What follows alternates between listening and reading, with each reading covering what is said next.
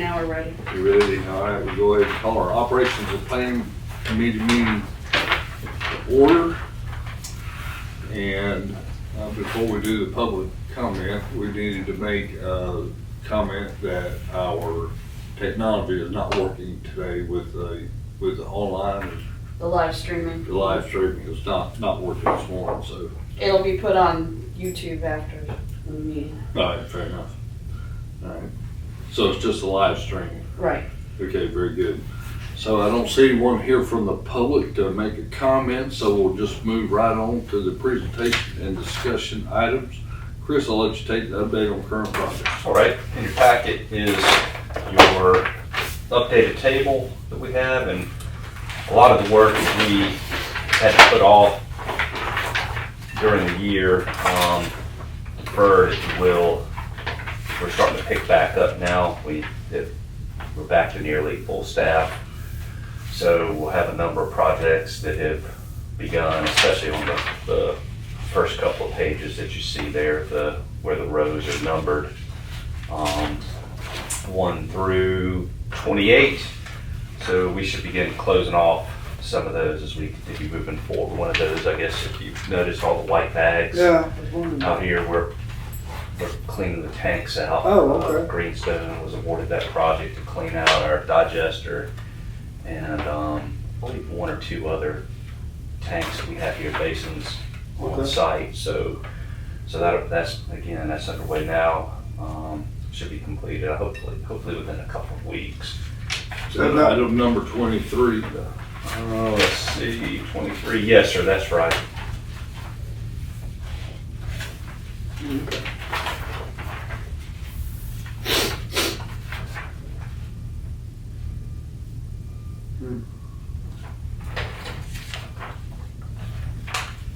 Very good.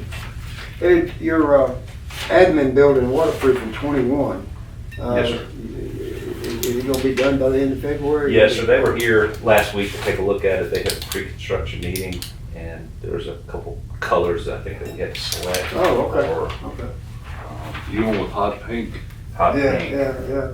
That's right. That's Bring the 80s back. That's right. That's good. So yeah, that'll be completed by, I think their timeline for substantial completion is June 1st for that project. Okay. And that's, $125,000 for that, they say is a kind of a very small project for what they do. So we're kind of the fill-in work in between jobs. Sure. So, Oh, really? They do a lot of work, they said, at Clemson University. Well, they got plenty of money, so. That's one of their bigger ones in the upstate. Well, I imagine they might have been the ones to take care of that hotel thing, when it flooded, when it was brand new. What was that place up there on? Was it Knoxville? Yeah. Yeah. I imagine they made a lot of money from that. I'm sure. Boondoggle. All right, any other questions for Chris? Anything special, Chris, that we need to be looking at? I don't think so. I think everything else is, pretty much routine. Nothing worth standing out. I will mention the Speeds Creek Force Main project, which is on the green sheet, items P and Q on there. That began, they mobilized last week, I think this was last week, and they've begun doing work. So GMC, my boss Richard Phillips is the inspector for us on that project. And hopefully that will relieve some of the pressure that we have for a little while with growth on the Sitka Creek pump station and that basin that it serves. That answers my pre-meeting questions, which goes into the, does that go from Speeds Creek right into number D? Well, You I said, got to say Speed. You said I'm sorry, Speeds. Seneca You meant Creek. Seneca. I meant Seneca Creek. That's So throwing me no. here. So you're right. So Seneca Creek, good catch. Seneca Creek is actually, I believe, on the blue sheet. If I remember correctly. It may not be. Maybe on the- 18. Look at 18. Is that it? That's it, 18. Okay. So 18, that's the project that began. So no, Speeds Creek is not, we haven't done anything with Speeds Creek. So item C2 is still on the table. That's the one that you asked me to bring up. So the one we need to do, what we're doing now is 18, is that correct? Yes, sir, that's the one that's being completed now. Okay. So, sorry about the That's okay. confusion. No, that's good. It's okay. Thanks for catching I may that. have treated that, so we're gonna move on to item 2 now. Yes, sir. All right, go ahead. So item 2 is one that you had asked me to put on the agenda for today's meeting, and it's, you know, as I've mentioned for years, that we're replacing that pipe of, you know, that whole force main, a pipe at a time, one stick of pipe at a time. And it was, for a long time, it was held up by me saying that we wanted to complete the master plan, the 20-year master plan, to determine about when the force main was to be rerouted from Martin Creek that would bypass Speeds Creek, which would lead to a likely downsize in the Speeds Creek pump station and force main. Well, we got that study presented to us back in July of last year, and that project was a number of years away. So with that being said, we can't keep kicking the can down the road. We're going to have to replace it as best as we can, like for like, which is not going to be a like for like because it's a 14-inch ductile, and we're not putting 14-inch ductile back in. It'll be probably 15-inch PVC, I would think, but it's going to have to go through the design and permitting process because it will be a change in what's there now. So with that said, So you're upsizing it, Chris? yes, or we'll upsize it. Not is out of necessity because 14-inch pipe's expensive. They have to make it. That's It's right. not one they just keep on the yard stocked. So it'll be something that's going to be a more common size. So all of the pipe, when we did our development policy, when we drafted it and adopted it back, was that a year or so ago? That it was all based on common size pipe diameters and Right. materials. So it'll be going to one that would be a common size, in the event that Why was 14 ever brought in? we have a lot of 14-inch ductile in the system. For whatever reason, the Martin Creek force main's a 14-inch ductile. Really? And we had problems with it too. We've had several breaks on that, but not to the extent that we've had on the Speeds Creek force main. But, so, What's the standard sizes for underground, laying sewer and water? What, 5, 10, 15? No, you'll have, it could be anything. Okay. For a force main, you could have, we don't have any, but, I think that you can have a 2-inch, down to a 2-inch force main. But 14 is But- an odd diameter. Yeah, it's just a strange diameter pipe, period. You'll have 2, 3, 4, 6, 8, 10, 12, 15, Okay. 16. Okay. All your even numbers, basically, is what you're. Mhm. Yeah, once you get up to about 16, it's gonna be even number, Okay. on up. But, 14 is just for whatever reason, I don't know if it just didn't catch or Mhm. PVC, 15-inch PVC became, common or more popular at that time or what, but, I don't know. But it just, we had to have it, from what I understand, it happened before I started here, we had to have a run of pipe made for us to keep in stock here, so we bought, several truckloads from what I understand, Mhm. just to keep stocked here. Yeah, we We talked just about couldn't that. find it Yeah. anywhere. Yeah. And we're running short on that, so. Hmm. So we're just, the way we're set up, the only question really isn't so much the work needs to be done, is how to pay for it. So with the way we're organized, so we pay for it, we don't have any other option but to pay for it with cash on hand currently. Yeah, that's one of the things that feasibility study is looking at, for being able to bundle a lot of our smaller projects into bigger packages and issuing debt to fund them. But this year, I'm going to present it as being part of the budget request, coming up in a few months, and to be able to at least, have the design work on it performed. Now, at the 6th of March meeting, the reason that we've hesitated, we're making it on Thursday, is because the gentleman that had to find time to speak, he's gonna be talking about the rates, He will right? be here on that Okay, day. so we'll be talking about what the rates need to be moving forward. Well, I think it's gonna be somewhat of a flexible model that Okay. he's gonna be able to present. He's got some type of a database, and he can plug that, I'm gonna talk about that in here, but he had, back, and this was one of the things that we had asked all of the cities to do too, with the corrective action plan and the feasibility study as well that Angie had done, but it was to develop I think the feasibility part of it was for like a 5-year plan, if I remember correctly, for the cities to be able to budget out 5 years for work to be performed, whether it's rehabilitation type work, routine maintenance, capital improvements, what have you. Well, we were asked to go ahead and develop a 20-year plan because we have that 20-year master plan put in place. So Daryl Parker with Willdan, he's the one that had us come up with this and present it to him so that he had something to work off of in the model. So when we spoke last week, he did, kind of his, trial and error of the system that he has put in place.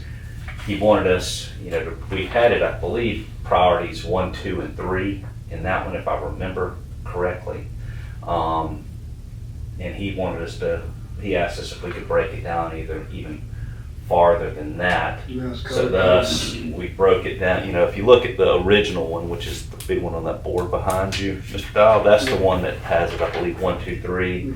This one here has 1A and 1B on it, and then 2, 3, and 4. And the red are the most critical. We've split 1A, we split priority 1 into A and B, with A being that there's, not much in the way of growth that's going to be associated with that, and B is going to be growth associated with it. But either one of those are either consent order items or on projects that are at or beyond their useful life, or that we're, are inoperable right now. So then, as you move down, and I've got a list on top, 1A, critical O&M, consent order with no growth, 1B, with growth, 2, approaching end of life with no growth, 3, approaching end of life with growth, and priority 4 is growth only. So that is what you see and how it breaks down. And that table to the right is just kind of I just created a pivot table to show you kind of what years those, the master plan had those being achieved in. So that's what Mr. Parker is going to be working with when he is here, and I believe, like I say, it's going to be a dynamic model where he can plug in and say, only to fund the priority 1 project it's going to take you this much of a rate increase. To do 1 and 2, it's going to be this. So I think that he's going to have a standard presentation, but it'll also allow for questions and answers to be.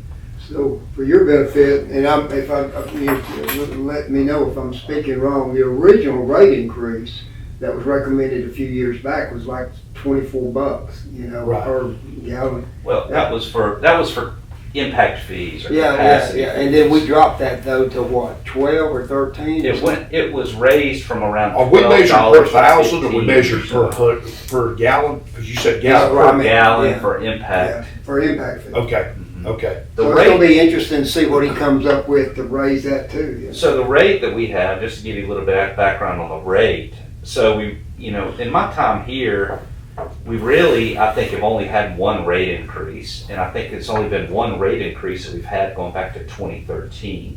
Right. And that was, I believe I can't remember if it was 2021 or 2022 timeframe. I think it may have been January 2022, it was like a mid-year rate increase that we had.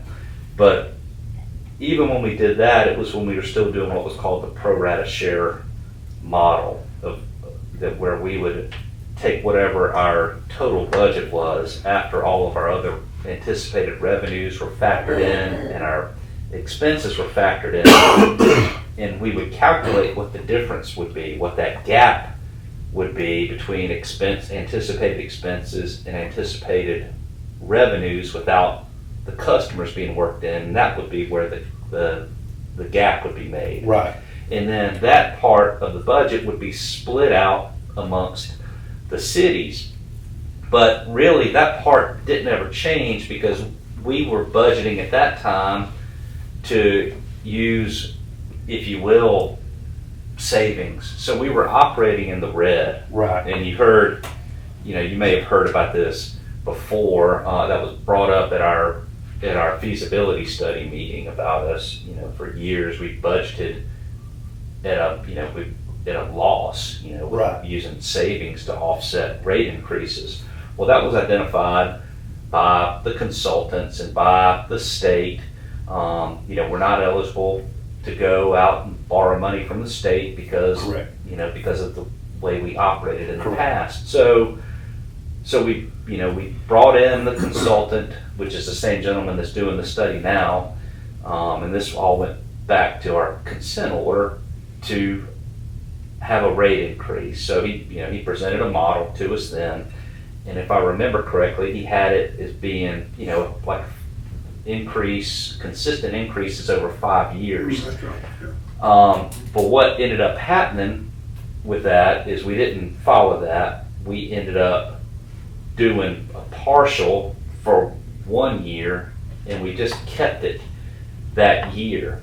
And I've not made any changes to the rates since then. Well, we did change the way that we imposed rates because we went from the pro rata share model to the base rate and the volumetric fee that we charge now, just like the cities do with water.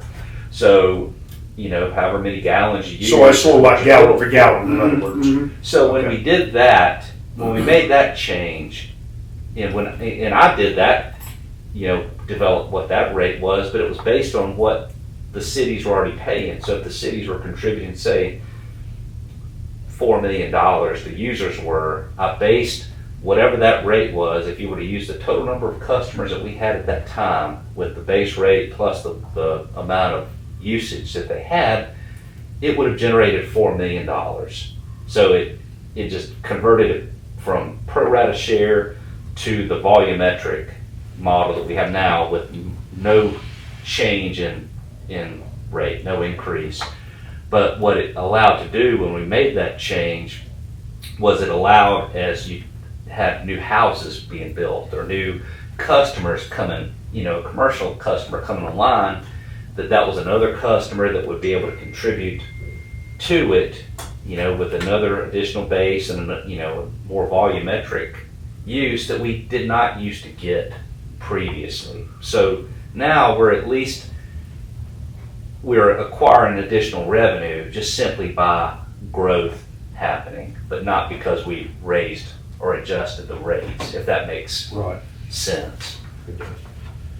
So that's what Mr. Parker's going to be looking at Yeah, I'm looking forward to that, I really am. now, but it'll be based off of this somewhat updated sheet that you have here, which is, pretty much a Yeah, I'm looking modified forward to version looking of at this later the today. version that was passed out a while ago. This one's sorted by priority instead of sorted by location, as that one is. So, but Speeds Creek on here, Speeds Creek, and this includes engineering costs, I believe, in 2024 dollars is about $2.7 million is what the engineer's estimate was for that, so.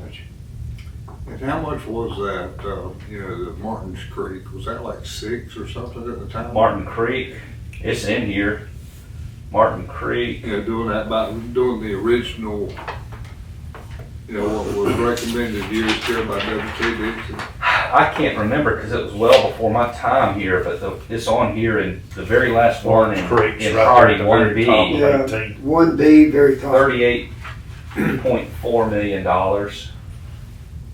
Because that's also making that into a regional, a larger regional station to be able to handle the flow from Newry as well. So that's why it's in priority 1B, is because, Kind of depending on what growth. goes on there. yeah, so we don't have a cost to replace it with like for like right now, but the master plan identified the flow from Newry, instead of it going through Seneca, to go around the city through Martin Creek. So that's why that one's where it is, 1B, but it, had that growth Yeah, component and to it. that number is just, is just Martin's Creek. And the force main, That's Martin not- Creek pump yeah, station. Right, force that's main. not what it would take to get there. That's right, yes, sir. Yeah, that's another huge project. And I think that project is captured in the Newry area pump station and force main, so that's about $20 million to get it from the Newry area down to Martin Creek, and that's in priority 4. And that would probably be done by the developer anyway, wouldn't it? Well, according to the master plan, that was gonna be part of the trunk sewer that we would, that's being worked into our model, because I doubt you're gonna have you're gonna have anybody that's gonna I come was in fixing and to say, pay that's gonna $20 be a million tough sale right there, to, Bob.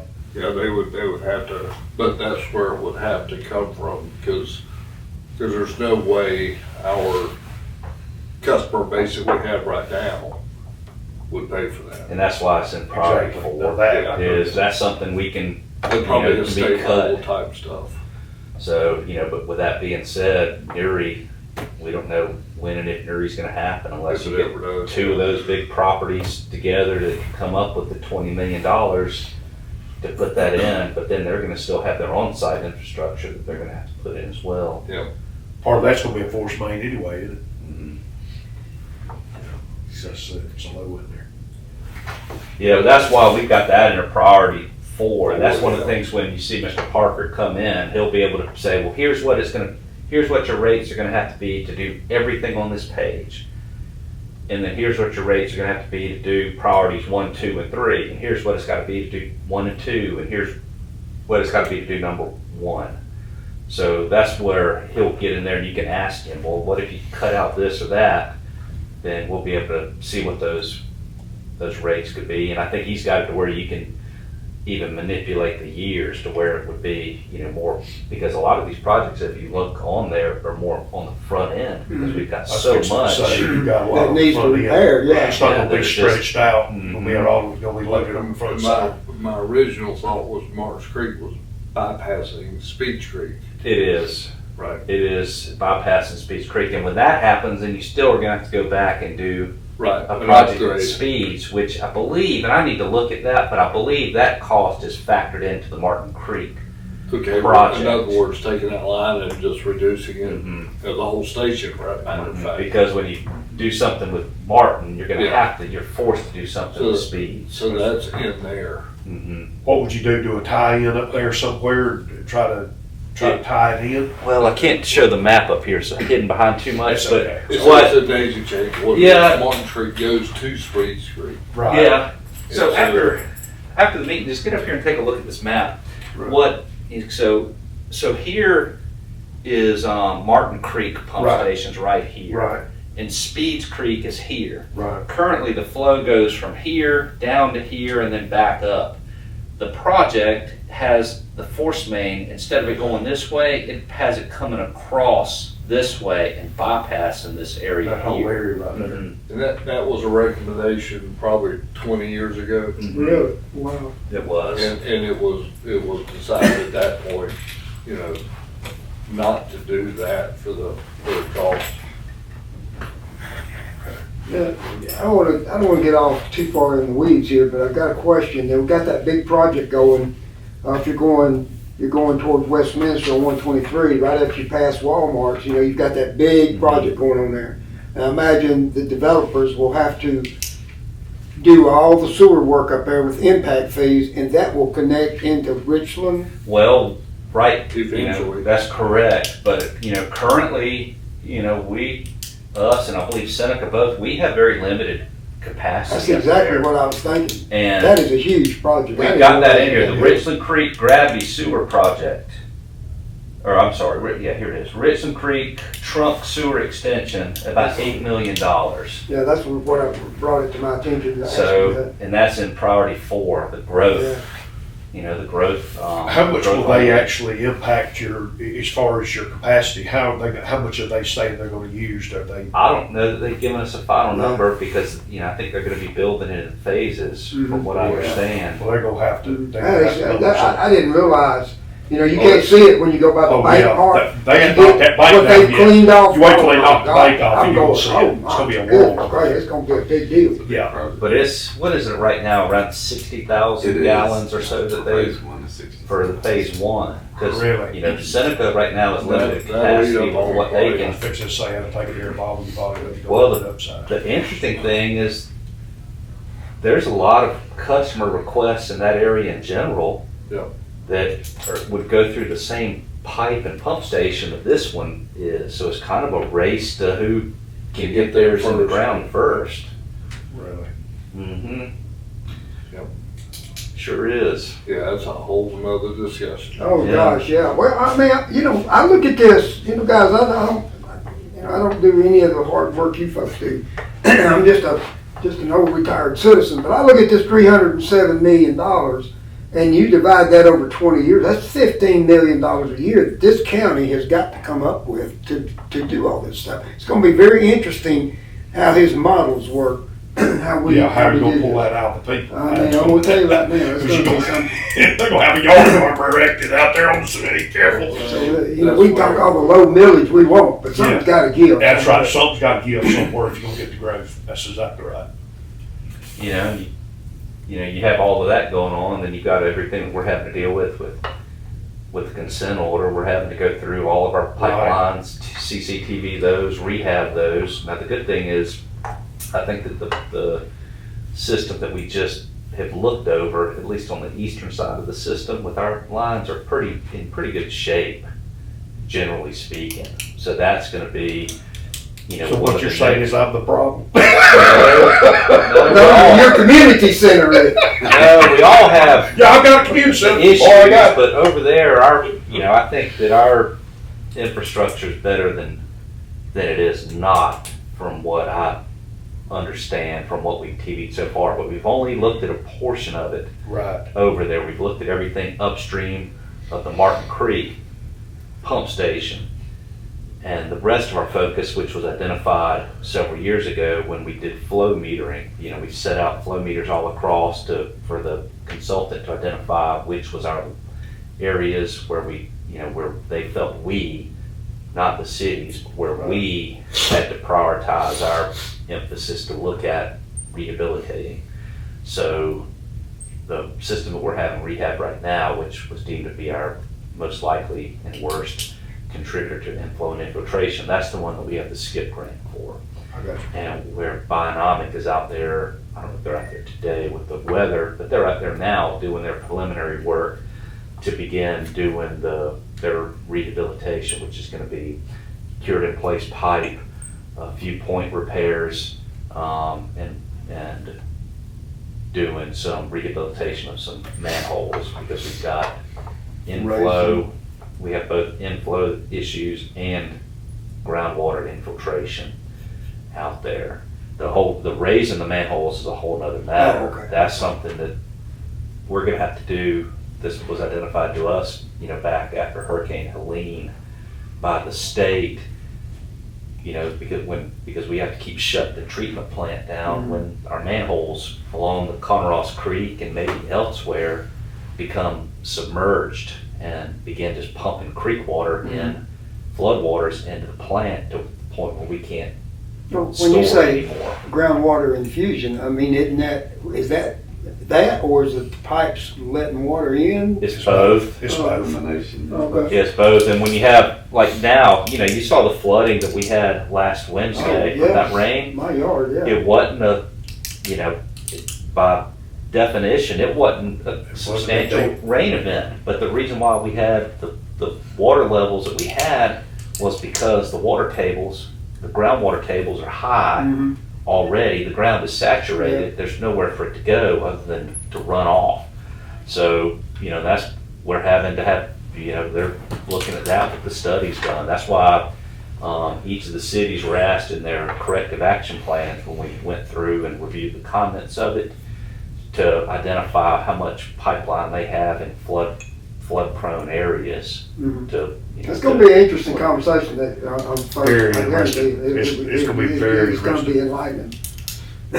Now, if the cities, to get it to work, though, the city's gonna have to bite the bullet and pass that down to the residents. Well, Some cities, that, and I can there's, understand. and there how lies they the do it. rub right there. Yeah. There lies the rub. Well, you know, And- the and- But they're inflation. gonna have to and stuff like that, understand this yeah. is what we got, I you know? agree. I didn't cause it, you didn't cause it, no. it's just where we I at. got a septic tank. That's That's all I right. don't need That's for, it. you know. That's it. I don't cause no problem to anybody.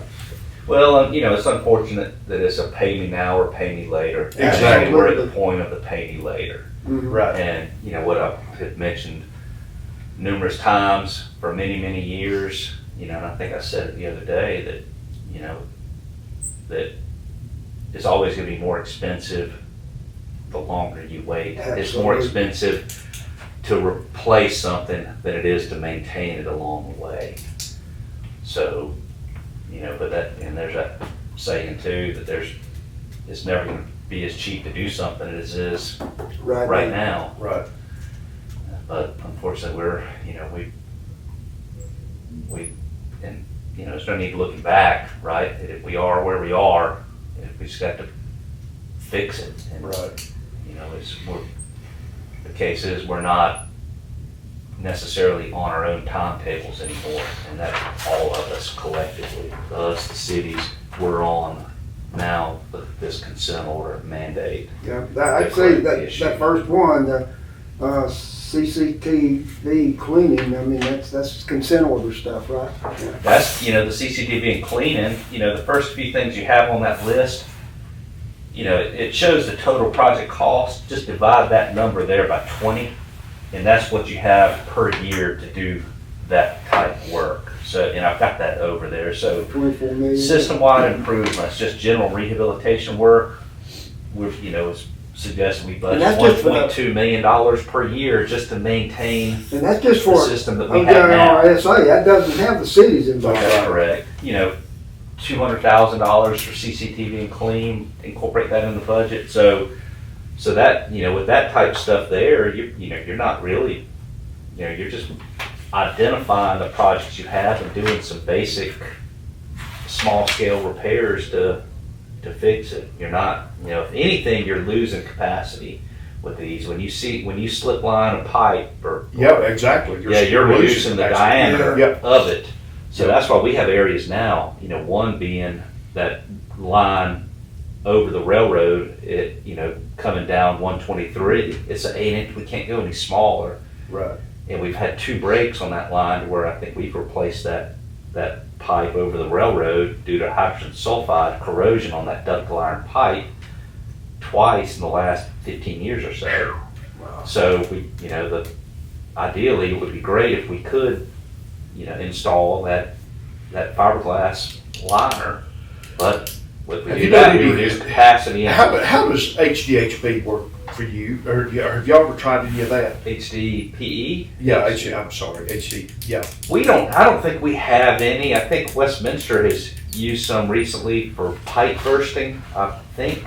I think we have fusible PVC that we just used at the Welcome Center to go under the lake that was you know, it was directionally drilled Right. there, but I think that's really the extent of We, any of it that we have. and you always hear this thing up north. I'm telling you, when I was up north in North Dakota, we would take that stuff and it was good thick, big thick pipe, and you fuse the stuff. And that stuff literally can, like underneath the lake, that's the reason they used it, because you can actually bore and drag it with you as you go. That's the way we did under the lake, wasn't Yeah, it? You that's drug right. and boarded Yeah, up. but that is you know, when you gotta go through a swamp or you know, any kind of adversity, that's the way to go, man. Yeah. Because you can't get machinery out there to do anything. The only experience I've ever had with it, As long as it doesn't float it, that's the other thing. yeah, this includes my time, you know, when I was up in Greenville, is only with force mains. I've had no experience at all using it in a gravity sewer system. Really? I've heard of you know, I knew we were gonna have one project up there that we were looking at doing, and it was just being done because we couldn't shut the road down to dig and replace the pipe to upsize it.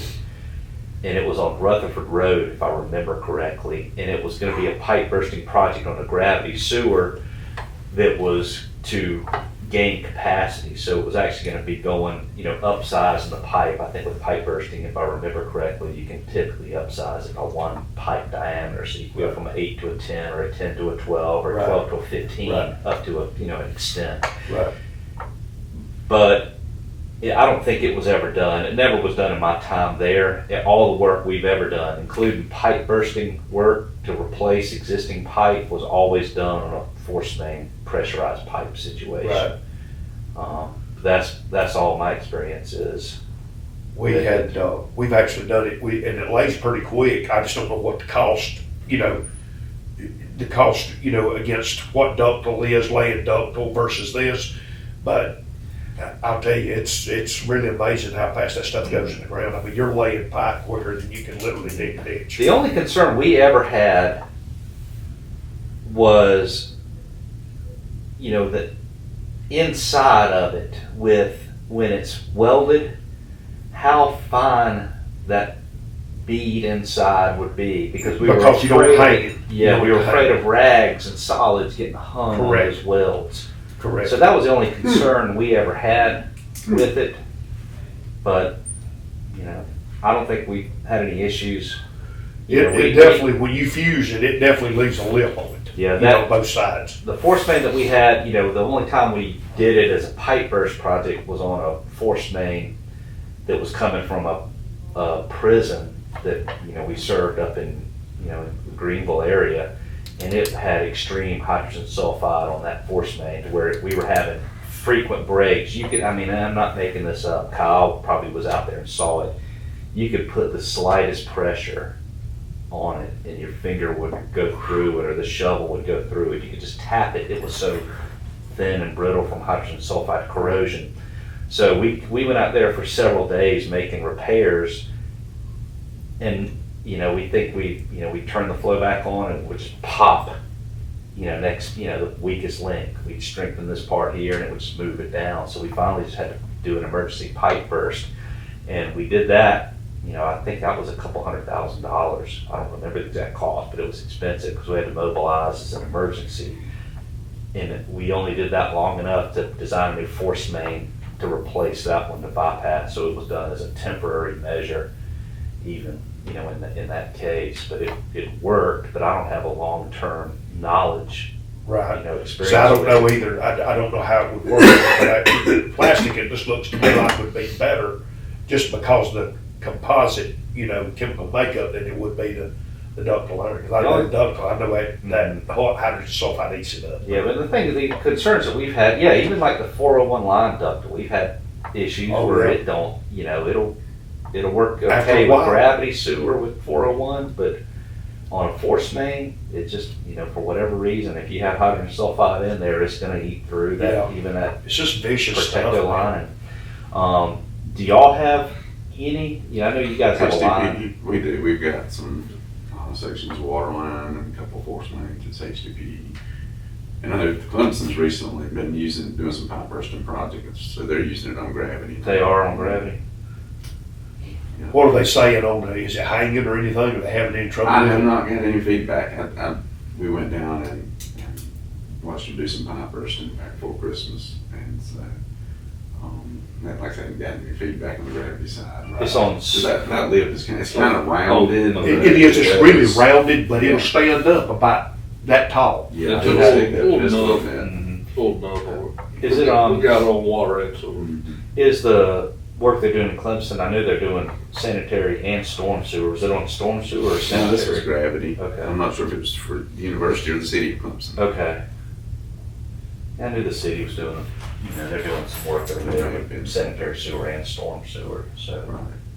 Yeah, I'll call Benji and talk to him. He may be a good one to talk with if you ever, you want to talk with somebody. I can get you the Right. city's utilities director's information.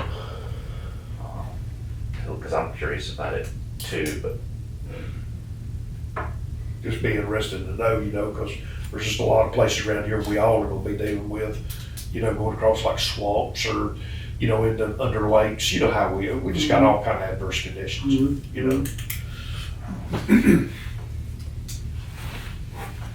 Well, that was a lot of discussion items on that one. We covered That all started with it. Speeds Creek. Yeah. You asked the first question. You done, Chris, with all that then? Yes, sir, so I'm just gonna go ahead and put it in that, to move forward with cash, and it may be that we look at replacing part of it 1 year and part of it Yeah. down the road, because we do have, I think that we do have areas where we have more issues with it than others, but we've had, and I don't know how many of you are familiar with it, but I know you probably are more than most. About half of it is kind of a cross-country line that follows the creek, then part of it is on a roadway, and we've had problems with it on both parts. It seems like more often than not, the issues we have when we're making a repair are gonna be on the roadway itself. Now, whether we have leaks on the part out there that are not as visible, thus we don't know about it because they're not on the road, but they typically, we learn about it, most of the breaks we have out there from Seneca Light Water, because I think people must call them in as a water leak. They go out there and check it and find it's our force main leak. And so I usually will hear from this gentleman right here. It's not our job, But get your people. The last one was on a Friday, like I was going home from work at 6 o'clock, and you called me about it. That's always on Friday, quit. Yeah, so. I don't want to get too far off the roads here, but that reminds me when I was an EOD, explosive ordnance disposal technician. If we were close to the water, it was Army's job, it was on land, and we'd be fooling around, we'd drag the old bomb out into the water and then call Navy. And then put it back on it, so that was a long time ago, a long time ago. With that being said, we'll move on to action items to recommend to the board for consideration. And we're going to consider organizational goals for the O&P committee and the board of commissioners for 25, and that's led by me. What's that about? This goes back to when Chairman Ramey was the board chair back with his, I think it may be his first cycle that he led back, was it 3 years ago or so? Right. And he wanted the board to develop goals essentially for the board itself and the organization for us. Some of them would be board related, some of them would be, often they're going to be focused on staff. We need you to get this completed this year. One, like last year, an example was to complete the feasibility study or the master plan or whatever it is. But these aren't so much me establishing the goals, more so, or as much as the board deciding what direction. So this was led by Mr. Ramey when he was chair, and he asked us to do it at the beginning of every calendar year. So that's what was done. Now last year, instead of doing it in January, because it seemed like we had a kind of a large agenda, he pushed it back to February, and instead of it being discussed as a full board, he asked that each of the committees discuss it internally, what they felt what their committees were tasked with overseeing, and then report that back to the full board at the next meeting, and the board discuss it, develop the goals collectively at the March meeting. So that's what this is. Gotcha. Okay. In my mind's eye, I'm thinking, what do you need? Do you pick off a couple of items that we've talked about today on this list and say that's our goal for doing that? Is it more general than that? What do the past ones look like? Do you have a copy? I think you presented something at the last board meeting. I gave copies of what the last years were. Yeah, I remember that's part of the agenda that we had back in February. But I don't have it with me today. Yeah. I'll tell you what, We've got, your guidance really is right in Yeah. front of you on the wall, that, the mission, vision, and value statements for what this organization is, and, you know, we're somewhat in flux right now with that feasibility study Mhm. that's being completed. But no matter what happens out of that, I don't think that changes I anything think here. I think that'll all set, from that standpoint, and it may be, you know, the real focus, that's a good point, the real focus is probably just getting through that. Is getting through that, you know, getting the ad hoc committee, getting that recommendation done. What is the timeline on that ad hoc committee as far as when's that gonna wrap up? Well, that's one of the items that was discussed at the last meeting, and that's, you know, I've been tracking it on this blue sheet. Okay, So it's one of the, you know, the items up near the top, the items 3, 4, and what, 3, 4, and 5 have to do with that. So we're, you know, really kind of, right now, we're at the financial rate and cost service study. We're at about 90% of that. The ad hoc committee, we met 3 times, December, January, February. The anticipated completion, based on what was presented in Angie Metlin's study that was adopted by the board and given to RIA, had us presenting this, I believe it was to the city council, or to the OJRSA board and Oconee council in May. May 13th. One of the, you know, with amongst a lot of the items that's been discussed in that committee has been, we don't know, you know, if some of this stuff is going to be able to be achieved by that. So we're considering that, you know, if we need another month or 2 months beyond that, in informing Ms. Ammons is, you know, to make sure that it, you know, as long as we continue to show progress with that, that to, you know, to ask her to look favorably upon, you know, going into maybe June or possibly even July before all of that is completed. So, you know, the wrap-up period, I think, as of right now, really still is May until we get Ms. Ammons' approval that, yeah, you know, June or July will be That's about Okay. it, right? because, you know,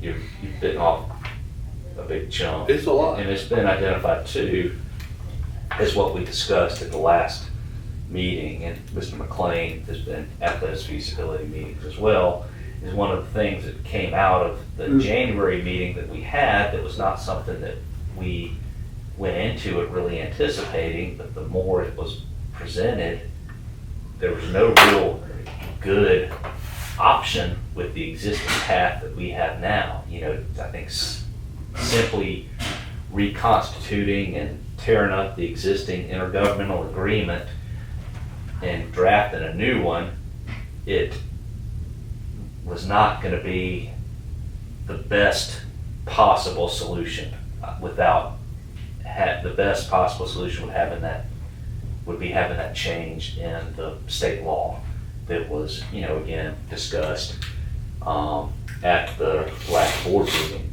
So Mr. Flynn has been tasked with looking at 2 items now.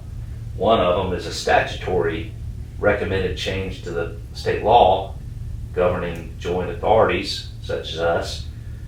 And the other one would be, if we're not able to do this, what is the next best path to get to what we need to do to meet or to correct as many of the issues that were identified in the feasibility study as possible. So that's where we are. So it's just finding time to look at that, I believe. It's not gonna be easy. Mhm. Now, it's the first time it's ever been done, so, you know, Yeah. we don't even have a template.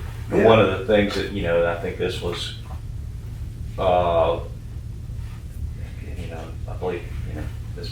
Stevens as the note taker from that, and taking the minutes as well as Mr. McLean too. I think that one of the things that came out of the last one was that the committee, you know, the task, whether it's the chairman, Joel Jones, or Angie, or Chip Bentley, but somebody, if you remember who it was to go to each city and talk to them about consolidation. That was a the thought coming out of the What does committee. that mean, consolidation Consolidating to one to one entity? entity.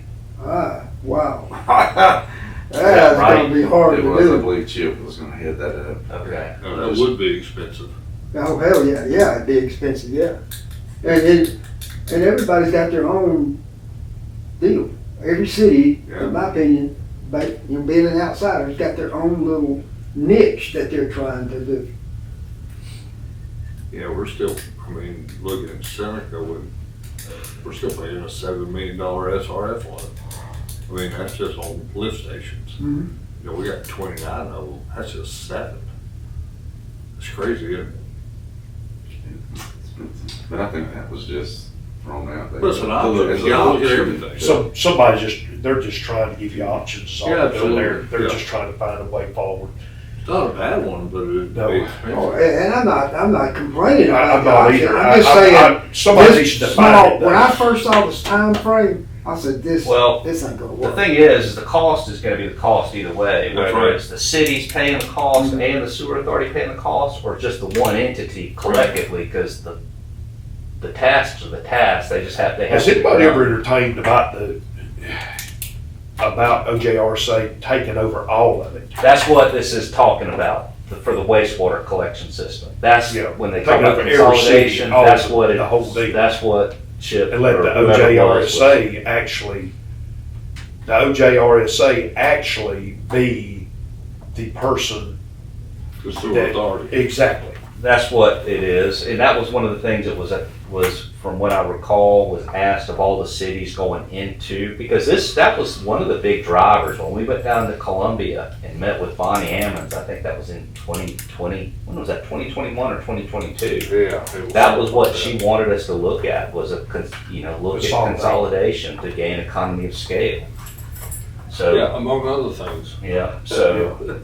But that was, and it had in there too, and that's why I made sure that I had it in writing from them, and that's why I pointed it out at that annual members meeting, in that letter, that potential funding from the state rides on, Yeah. following those I recommendations. remember that, So- you did a good job. I'm So- glad you did that. And that's the carrot that she presented when we were down there, but they also, we talked about, they put the That's stick not a out there carrot. too. Well, I was fixing to say, it's not a carrot, that's an and or. Yeah, You know. the other option wasn't as good. You did a good job at the yearly meeting, because the county, Oh, I if the guarantee. county people was listening, they heard the truth. So that was, that's kind of where that whole thing was, was coming from, was the state wanted, that's state driven. I That got was, you. that whole action was driven by the state. Well, operational wise, it would make sense as well. So that's what I think Mr. Bentley will be, I think he's gonna be contacting the city administrator, so if you wanna let Mr. Mulder know that Scott will be contacted by Chip, I think Chip's gonna just meet with him individually. Celia already knows, because she was at the meeting as the city representative, and I believe, Westminster's aware of it already as well. Well, I know you're talking about it right now, but it was in open session, obviously, when you're talking about it in the committee meeting. That's correct, it was in open session, that I didn't want us to get too comfortable. No, that was an open session. That's why I wanted to make sure, with talking with, bringing Lynn into it and Scott into it, that was what that they were tasked with doing, because we couldn't ask them to do that that we couldn't I ask them look to do forward that to reading the in minutes. executive She session. just sent them out the other day, and I haven't had a chance to look at it, so it's gonna be interesting. Well, that would be a huge,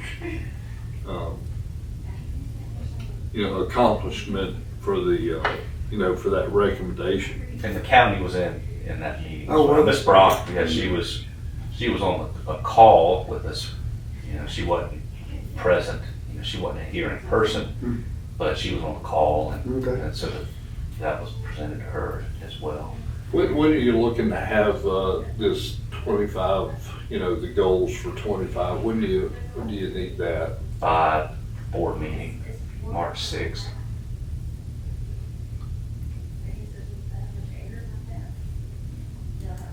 So we would need to have something to you. I'm just thinking, today.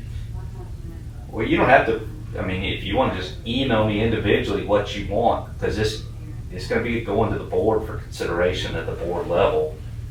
If you want something for the OMP itself, that's fine, but ultimately it's for the full board collectively to decide on what, as a body, the board wants Well, to let's, achieve.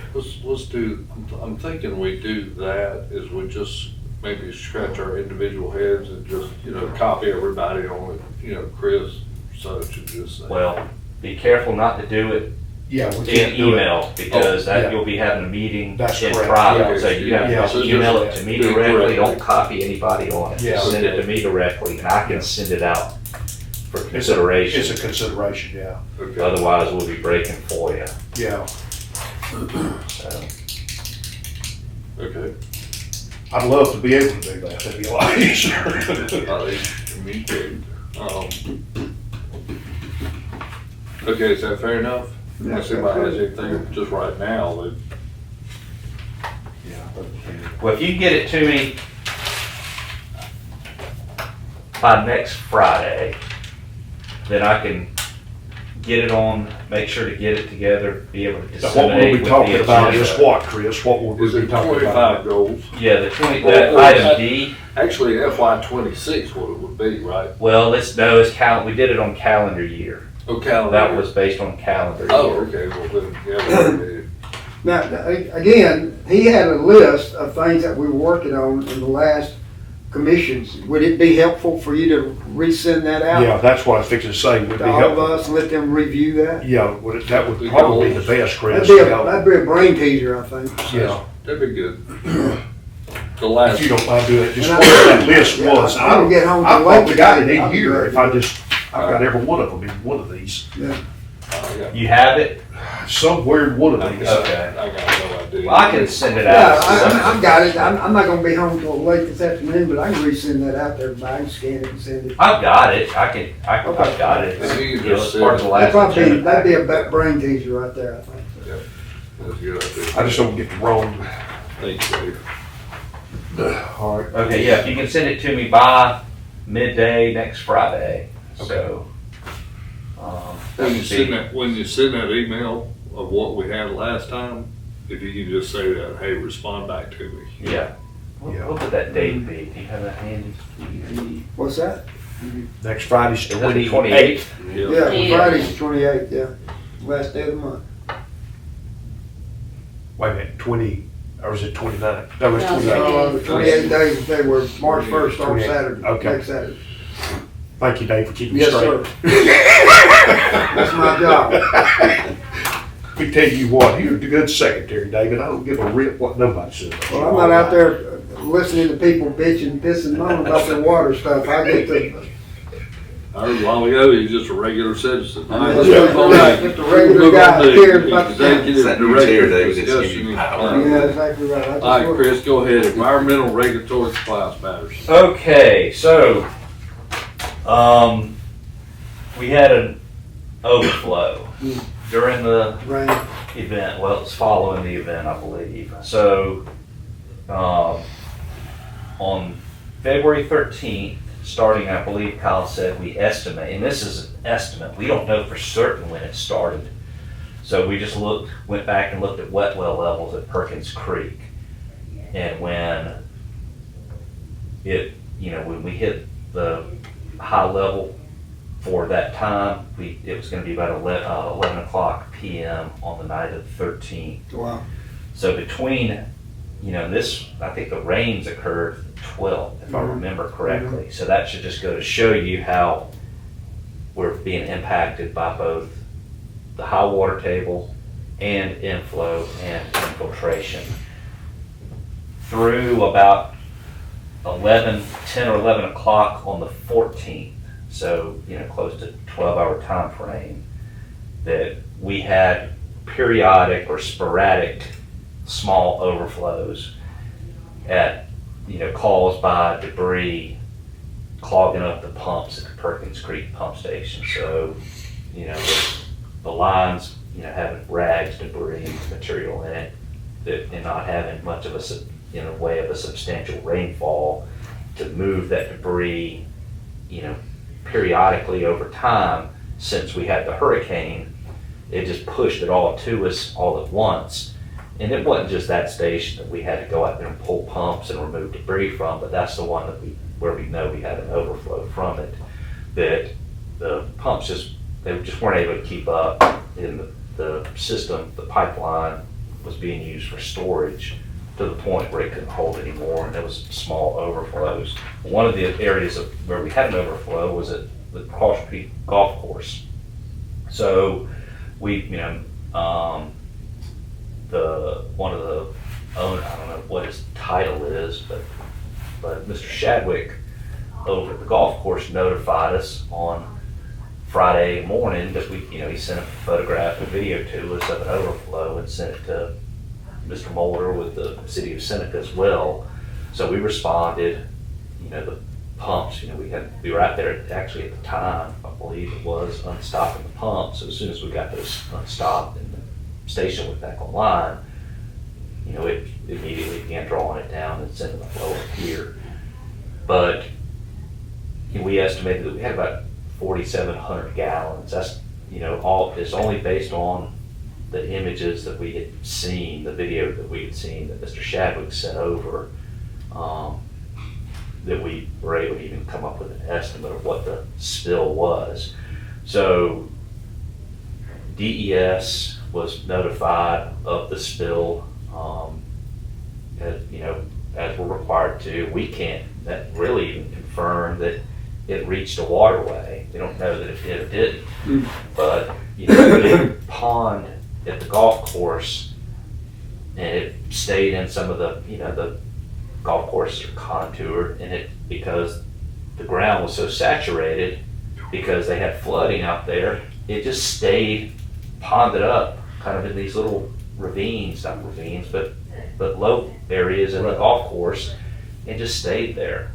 So they did some cleaning up on Friday, then we had to go back out and do some cleaning up after it had receded, and we went out and working with Mr. Shadwick, we spread lime at the golf course to use for, there was no odor. I went out there was no odor, but just to disinfect the area. And was this on the golf course? Solids. It was on the golf course. It sure was. And yesterday afternoon, Amy Tao with DES, she called, she wanted to go out there. So she went out there, her and Kyle went out there yesterday afternoon, and she seemed satisfied with our response and that she didn't have any issues with what actions we took whatsoever. So we had submitted the spill report as required, but we've had to amend it because when we initially looked at the spill, we thought it was just for that one, for that like a few minute period on Friday when Mr. Shadwick sent it to us. Well, when we got back, after Kyle and I went over there on Monday and looked at it, and we could see that it wasn't just confined right to the manhole area itself, but it was also a couple of other, little pockets where there was solids, that obviously come from the wastewater system, that we could tell that it at least filled up that. Now, we couldn't see any evidence that it had left the property, but right there on the fairway. So we went, when we got back here, I was like, there had to be more than just a 7 or 8, 9 minute spill based on the time frame that we looked at the pump run times at SCADA. So Kyle went back and looked, going all the way back to Wednesday. We started looking backwards, and that was when we saw that there was that time, the night before, where there was that small, wasn't a continuous overflow. It was a small period of a few hours overnight, and then it dropped back to normal, and then the pumps became clogged again, and we went back out there and unstopped them. So Amy, DES, just had us treated as one continuous event instead of two separate overflows. So that's why we have to amend our SSO report. So I sent Amy that in an email yesterday because I'd already submitted it. And once you send it in using their e-permitting site, once you digitally sign it, submit it, you can't go and amend it. So she was gonna check to see if she could have it amended from her end using the data, the times and dates and volumes that I sent to her yesterday afternoon. So we went from having what we estimated to being like a 400 gallon spill to the, close to 4,700 gallons. So from a mechanical standpoint, let me ask you something. When a debris trap shuts off, can water still get through the debris trap to keep the pump running? What keeps it from cavitating? They're still pumping, but just pumping at a very, very slow rate. Okay. So it doesn't damage the pumps when it had that kind of No. stuff happen? I kind of was wondering about the same thing. Like, was it completely, just pumping dry? But it was not the case. He said that it was still a moving flow, but it just wasn't keeping up with the amount of inflow and infiltration coming in. So we went out there to try to pull it and beat it before it started overflowing, and just couldn't get it done quick enough. There was going to be an overflow from what I understand from the guys downstairs either way, even if we went out there and we just left it as it was, just pumping at a reduced rate with the rags in place. But we tried to expedite the flow, so I think that, again, it was going to overflow either way. Okay. But, that's 2 days after the event. Mr. McLean was here and saw it that Thursday morning, the day after, and that basin out back was, 3/4 full or more? The river was up to the top of the bank. Yep, and we had, the Martin Creek Basin, the 3 million gallons we had over there was pretty full, close to, I think it was over 2 million gallons we had stored at the time and still filling, so. So that's the update on the spill. House bill? Oh, well, I still have, there's one other item with that one too. So, as we were working with all the cities with the corrective action plans, we had received one from everyone back, the response back in October.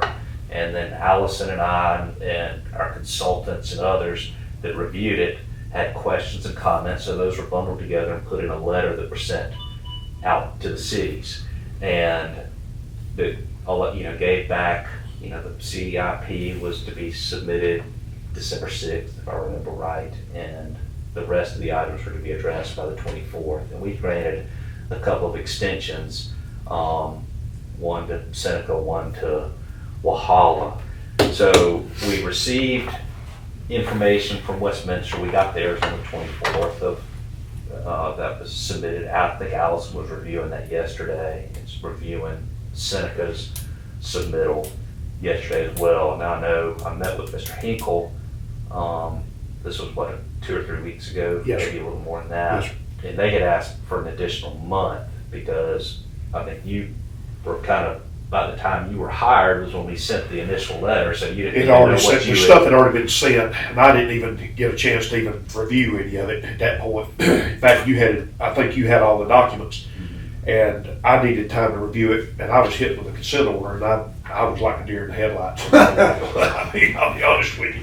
So, I'm still that way. I'm still trying to pull the pieces together, but we're getting closer, and now we should be able to hit our timeline. Yeah, so you're working, I know he's working with Summit Engineering, correct? Correct. And I know you had called me the other day about sending me something to look over, but I never got it. You never got anything because something happened 4 days ago in our email system. Okay. And we've had a breakdown between us and Summit, and it hasn't been just us. I've had a few things supposed to come over here and never got there. So I've had a lot of problems with that. But anyway, that being said, we've got it straightened out, and what I'm doing now is I've got everything to them. They should be either getting me something today or first thing in the morning, and I will be getting it straight to you. That's fine. I mean- I just want to make sure you were aware that you called and said we just didn't get anything. Correct. So I don't know if Yes, you had sir. the wrong email Yes, sir. address You for that. are what going you're to be saying, getting that it, makes- and I do apologize. It was on my end that something on our email system. Yeah. So I don't know what it Well, is. that's fine. So,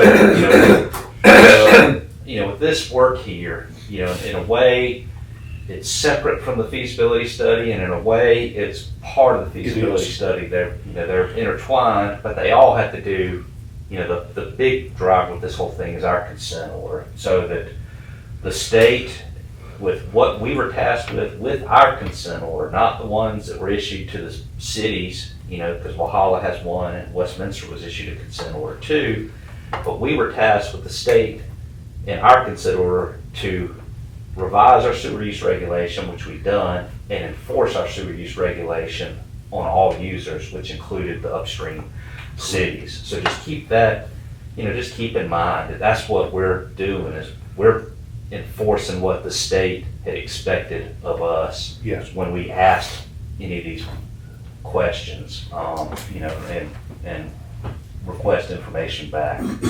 So that's all I have with the compliance part of it. The proposed House bill included, I printed this off as a separate handout to pass out today. But I don't know if the cities are aware of this, but it impacts, or has the potential to impact us, and certainly the cities too. So there's a bill that's being presented in Columbia, and it essentially would allow for the department, and I'll read what was proposed. The Department of Environmental Services shall not deny a property owner the right to repair and replace any well or septic tank existing on the effective date solely because there's other water or sewer service available. So what they're saying is, even if you have a water line or a sewer line that can serve a piece of property, that They can't make you use it. they can't make you use it. Where this causes problems for us, and I know there's, a lot of property rights out there, and that, that is what it is. I don't have, issues with that. But where it affects us is you have to design a system for every potential customer that can tie on. So how do you design, we're wastewater, so I'll let the water folks speak for themselves, but how do you design a sewer system how do you assume who is and who isn't going to connect to it? And then also with that, does it allow for customers that want to get off the sewer system to be able to remove themselves from it as well? So I don't know. I highlighted, and I received this in an email below, from line 27 down on that page was a proposed amendment to it that addresses it, but what was stated in there is that this bill is being pushed by the South Carolina Groundwater Association, which are well drillers, from what was passed on to me. So that shows what may be driving the push for this to be put in place. But again, where it affects us is it makes it impossible to design a system. Is it going to be oversized or is it going to be undersized? You just can't do it. So I wanted to get this in everybody's hands today, for one, to make sure that if you weren't aware of it already, that it is something that would affect your cities. And number two, that I'm going to put this on as an item on the board agenda to ask if the board wants us to draft a formal response to be signed by our board chair and myself as a response to this, or a letter to be sent out to our delegation or the appropriate members of the legislature that states our concerns with proceeding with this proposed act. So I can see both sides of the I argument can too. myself. Just like you do. I do too, but again, like what I have said before, it makes it. It's. I understand. I see both sides of the argument. It puts us in a difficult matter. The law has been what it's been for who knows how many years, that if sewer is available, then property owners, they must connect to it. And I've got the ability to give waivers to that, and I have granted those before if it's unreasonable for them to connect to it. If their home or whatever is going to be, 400 or 500 yards away, then we'll grant a waiver to it, or, Sure. and we've done that fairly liberally, if you want to say it that way, that we've not been hardcore enforcing it to make everybody tie on. We consider each condition independently, and if granted, I'm as I sure say, that we're plenty not of probably waivers. the one that they're thinking about for For that. that. I would say it's probably some other. Oconee County is a small dot on the elephant's rear end, But as far as the state goes. Right. But it is concerning to us as a utility owner operator that, because it also affects the big other thing we're talking about today. Yeah, I'm sure, Affects yeah. this, people elect not to get on, you base your rates based on connections and potential connections as development happens. So who pays for it when you have to maintain it? Well, I'll read that bill this afternoon and specifically look at what you highlighted, but if I'm not mistaken from what you said, this is dealing with the current situation. Now, if sewer was available and water was available to a new development, they would automatically be tied into the system, right? They wouldn't be able to, a brand new subdivision or a brand new residential commercial, they wouldn't. Why would you want to build a septic system or dig a 3,000 foot well for the cost when you could just tap into the current? I don't really know. Yeah. Were you aware of this already, Mr. Ferris? So, I don't know. Yeah, I mean, I see, like you say, I see both sides of it, but from what I know, This is hard for you to deal with on your side. it's Yeah. hard to, it's Planning impossible to purposes. deal with on our side, but not only that, it makes forecasting the cost. Say you've got 1,000 customers on it, and I don't know if somebody, with rate increases, if this would allow a customer, well, I don't want to be on it, it's too expensive now because you've had to raise rates because of deferred maintenance for all these years. I'm going to put in a septic tank. Well, say a tenth of your customers go and do that, well then instead of having 1,000 customers to spread that cost across, then you put it back onto 900, which means the rates have to change again and become high. So what you're thinking about is responding, just have them strike number D. Mhm. Yeah, Yeah, I I see. mean, Yeah. it's just, yeah, I'd say that. It Because we're just not makes- talking about, in some cases, the case that we have, people that have disrepair of their Yeah. septic system, repair it. Mhm. But if they're coming on, they need sewer, Right. connect to the sewer if it's available. and that's how we have it in our regulation. When we revised that back in 2023, it was kind of ambiguous, and you could read it to where we were going to make people, possibly even with working functional septic tanks, to connect Make to them it. two-time. Well, we got rid of that, and that never was the intent of it anyways. But if I were to ever leave and they get somebody else, they would interpret it a different way. So we modified that and changed it to remove that ambiguity, to state that if someone had a structure that was served by a septic tank and we ran a line in front of the house, or anybody ran a line for that matter in front of their house, and sewer was considered to be available, that they can continue to maintain their septic tank all the way up to the point of having to get another permit, because if the state doesn't do work permits on septic tanks, it's only like the install, from what I understand. So the trigger for when they would have to connect would be when they would have to pull a permit from the state to install a new septic tank. At that point, yeah. they would be required to connect. I to sewer. understand that makes perfect sense. So that's what we have in the regulation as it is now, to clear that up. But this here is counter to that. Just like with the sewer south, with the design down there, every property we have down there is already served by a septic tank. So we had to make assumptions, how do you size a line where you may have people that they go 30, 40 years or more without connecting the sewer, Yeah. but they may want to connect. And we had a person down there already, they've come in and they've paid the inter impact fee to connect Just to that the one sewer. though, you mentioned at the board. Mhm. Yeah. We've sent out letters, and I've heard from one other one, and we've just been calling back and forth about connecting. And the Welcome Center, I spoke to them yesterday about their plan. But this just makes it Yeah, you can see striking item D. difficult.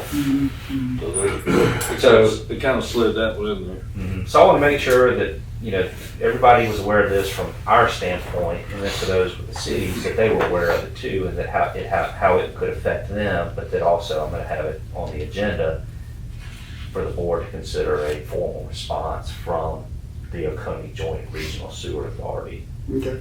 in regards to that. And I don't think this is something that hadn't come up every few years. I think it comes up from time to time.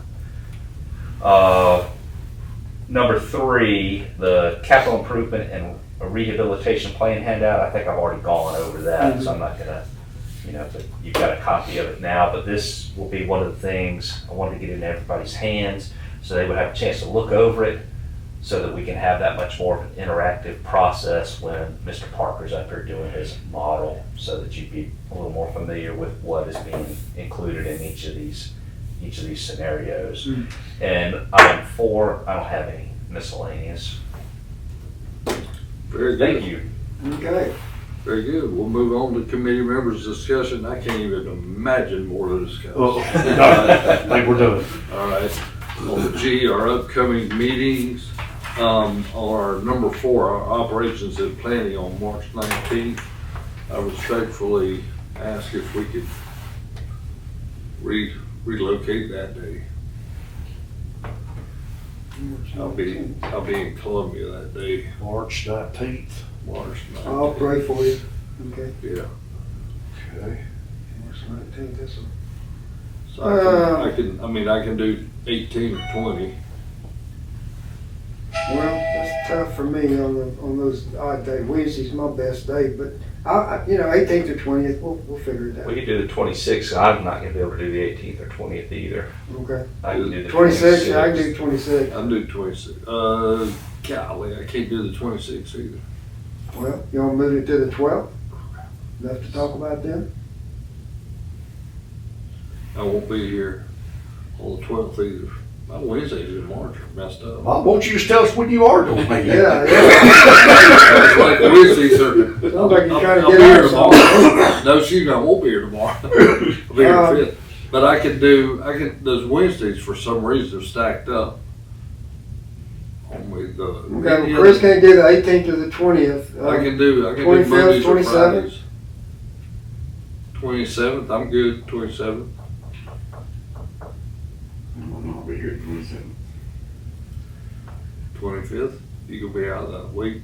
The 25th, we've got the F&A committee meeting that day. Dang, Well, hate to be difficult. What about the 21st? 21st, Friday. I can do the 21st.